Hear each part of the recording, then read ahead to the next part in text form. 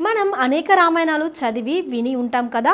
మన దృష్టిలో రామాయణం కథ అంటే ఇలా ఉంటుంది అని చిన్నప్పటి నుంచి ఒక ముద్ర పడి ఉంది. అనేక రామాయణాలు ప్రపంచమంతా వ్యాపించి ఉన్నాయి. మన తెలుగునాటే 5-6 రామాయణాలు ఉన్నాయి. వీటన్నింటికి మూలమైన ఆది కావ్యం శ్రీ వాల్మీకి రామాయణం గురించి అంతగా తెలియదు. శ్రీ సీతారాముల అవతార సమాప్తి కథ వాల్మీకి రామాయణం ఉత్తరకాండం నుంచి వ్రాస్తుంటే తెలిసింది. అందుకే మనం వాల్మీకి రామాయణం బాలకాండం నుంచి చదువుదాం. బాలకాండం నారద మహర్షి వాల్మీకి మహర్షిని సందర్శించడంతో ప్రారంభమవుతుంది. వాల్మీకి మహర్షి జిజ్ఞాసతో నారదుణ్ణి ఇలా అడిగారు. మహర్షి, తమరు త్రిలోక సంచారులు. ఈ భూమండలంలో ఎక్కడైనా ఇటువంటి లక్షణములు కల మహాపురుషుడు ఎప్పుడైనా జన్మించి ఉన్నాడా?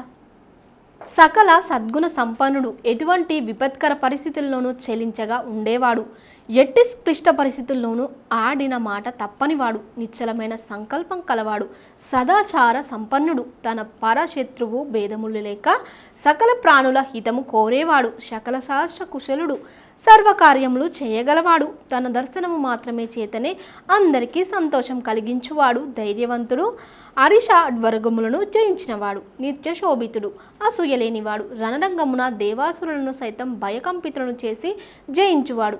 మహర్షి, ఇటువంటి మహాపురుషుడు ఉన్నచో తెలుపండి. నా మనసులో ఉన్న సందేహాన్ని తీర్చగల సమర్థులు మీరు అని నమస్కరించి అడిగాడు.